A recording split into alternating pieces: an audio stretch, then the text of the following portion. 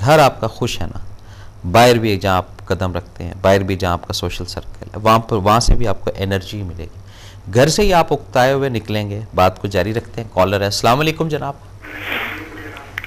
जी वालेकुम सलाम व रहमतुल्लाहि व बरकातुहू। कादरी साहब कैसे हैं आप? जी अल्हम्दुलिल्लाह, हुजूर आपकी दुआ है, अल्लाह का बड़ा उसकी बड़ी रहमत सकते हैं हम।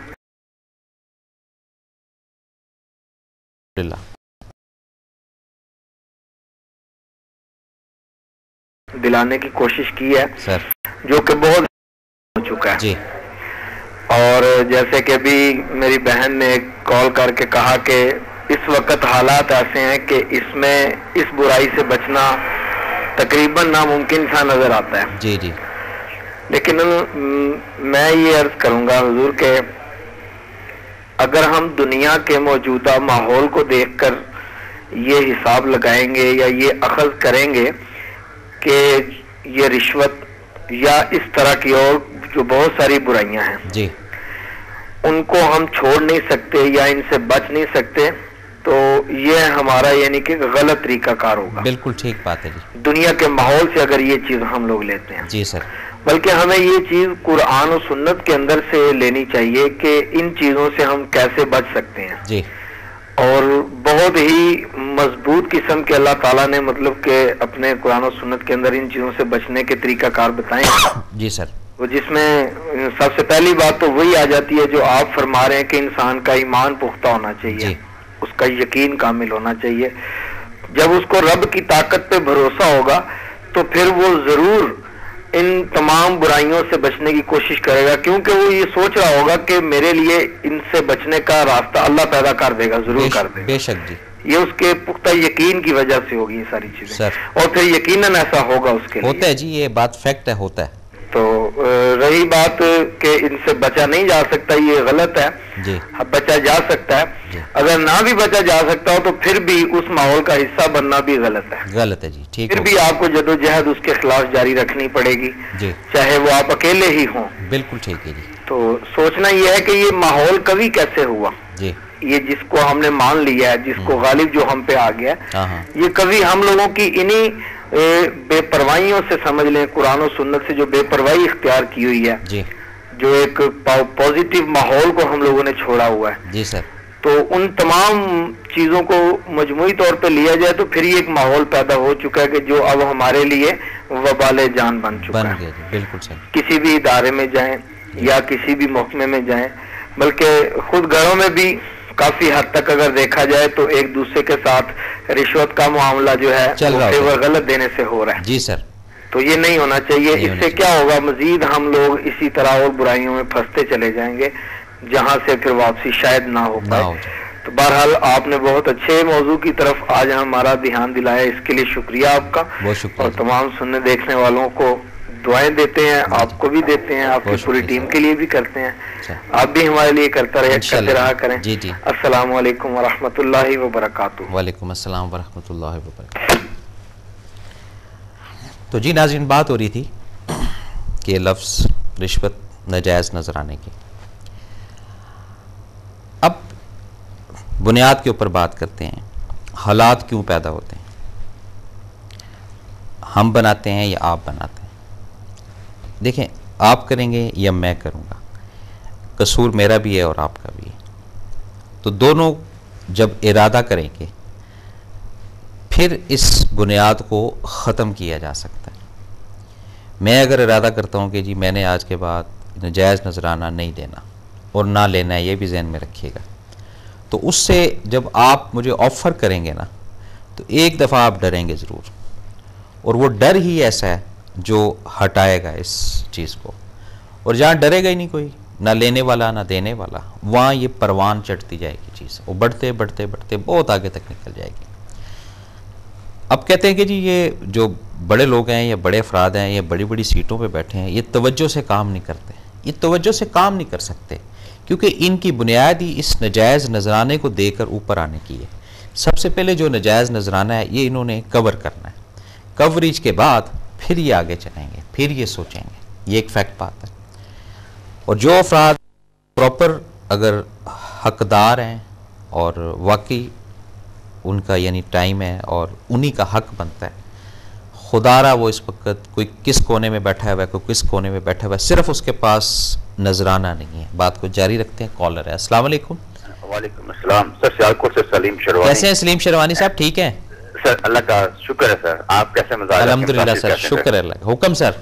सर टाइम थोड़ा मैं मुख्तलिफ बात करूंगा सर। रिश्वत मुआशरे की सबसे बड़ी और बुरी चीज है। ठीक है जी। किसी भी मुआशरे की तबाही का बायस यही चीज बनती है, ठीक हो, जिसका जिक्र कुरान हदीस में भी मिलता है। बस रिश्वत देने और लेने वाला दोनों जहन्नमी है। ठीक है। लेकिन सर बात यह है कि अगर हमारा कोई जरूरी काम है जिस वजह से हम अगर वो काम पैसे नहीं देते, हमारा काम नहीं होता, नुकसान होने का खतरा हो, तो उस सूरत में हमें छूट दी गई है कि हम वो पैसे दे दें।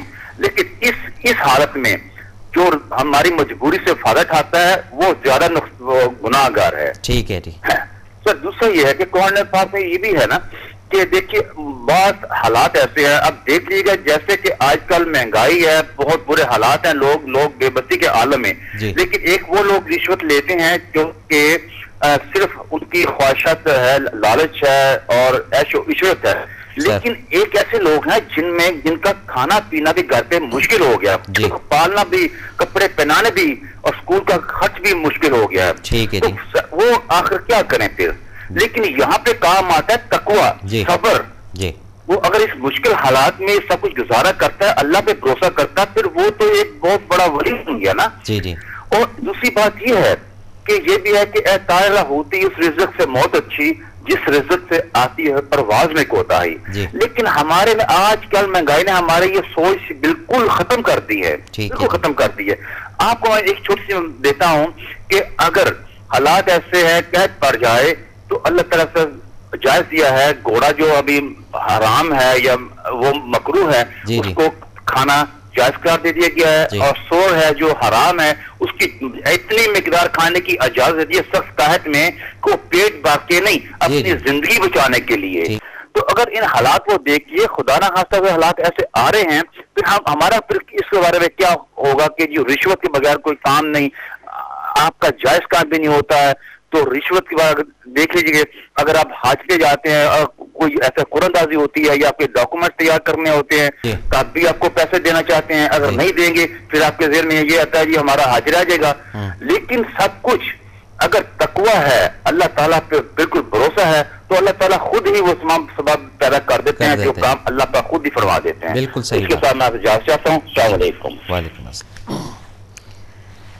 इनकी बात को हम डिनाई नहीं कर सकते, बड़ी ऑथेंटिक और बड़ी वज़न वाली बात है कि इस वक्त मेजॉरिटी में हम यही देखते हैं कि चलो ये जा रहा है मामला और इससे ये आ रहा है, या इस तरह के मसाइल जैसे हज की उसकी, तो इस पे भी अगर थोड़ा सा हम कंसंट्रेट करें, थोड़ा सा अगर हम समझें कि ये जिसकी बुनियाद के अंदर ये नेगेटिव चीज़ आ गई है, क्या वो पॉजिटिव साबित होगी?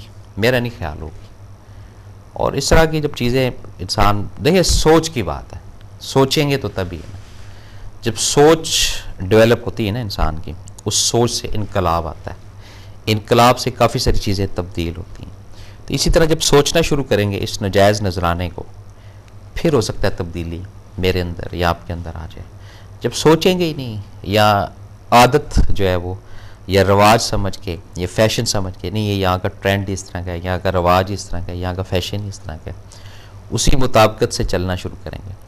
मैं ये नहीं कहता कि आप अब काम छोड़ दें और जहाँ जहाँ काम आपके रुके हुए हैं वो सब आप हटा दें कि जी नहीं आज के बाद रिश्वत नहीं, ये नहीं मैं कह रहा, ना मैं कहूँगा, क्योंकि मेरे कहने से नहीं कोई फ़र्क पड़ेगा और ना आपने इस तरह करना है। लेकिन एक दफ़ा ये ज़रूर सोचिएगा कि ये जो काम आप करने जा रहे हैं, ये करवा रहे हैं, इससे किसी की हक तलफी तो नहीं हो रही?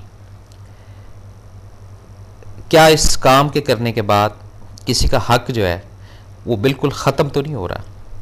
तो जब इस तरह सोच डेवलप होगी ना, तो उससे इसकी शरह में इसकी अज़ाफ़ा जिसको कहते हैं ना जी, या मज़ीद बढ़ने का, उसके अंदर कमी ज़रूर वाक़ होना शुरू हो जाएगी।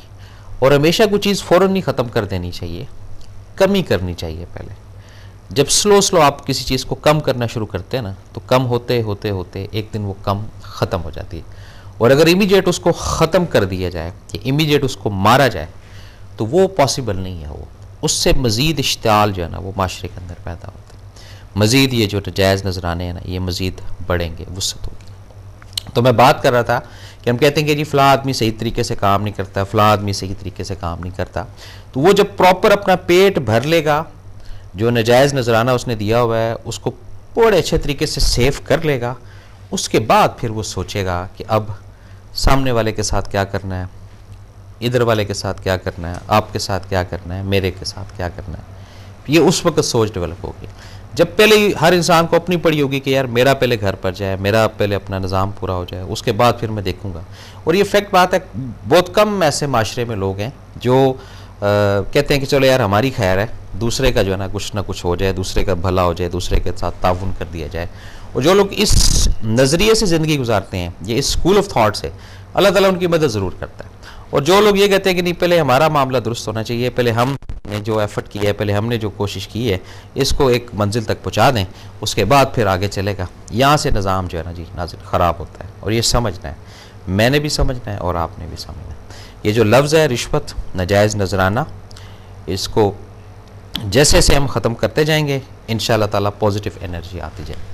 नाज़रीन, ये था आज का प्रोग्राम जो आपकी खिदमत में पेश किया अपने मेज़बान SM अफसल को, बमा हक TV की पूरी टीम को। अगले प्रोग्राम तक इजाज़त। अल्लाह ताला हम सबका हामी व नासिर। अल्लाह हाफ़िज़।